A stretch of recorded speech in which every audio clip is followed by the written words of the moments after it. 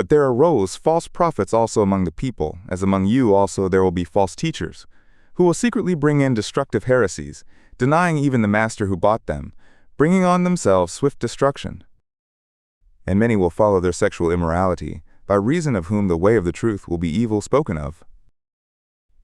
And in greed they will with feigned words make merchandise of you, whose sentence now from of old does not linger, and their destruction does not slumber.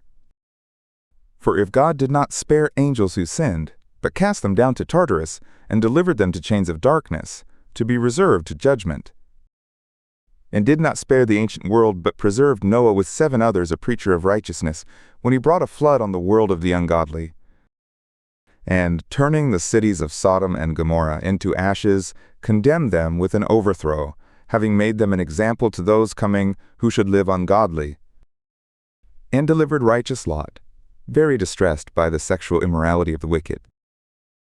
For that righteous man dwelling among them in seeing and hearing, vexed his righteous soul from day to day with their lawless deeds. The Lord knows how to deliver the godly out of trial, and to keep the unrighteous under punishment to the day of judgment.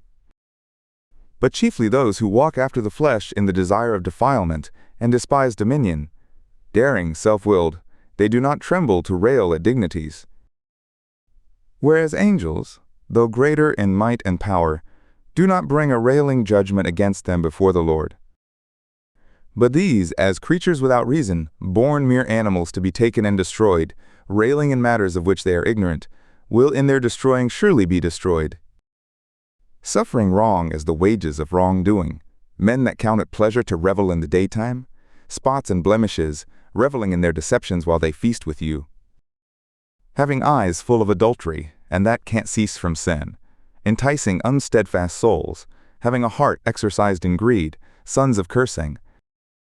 Having forsaken the right way, they went astray, having followed the way of Balaam the son of Bosor, who loved the wages of wrongdoing. But he was rebuked for his own transgression. A mute donkey spoke with man's voice and restrained the madness of the prophet. These are springs without water, and mists driven by a storm, for whom the blackness of darkness has been reserved.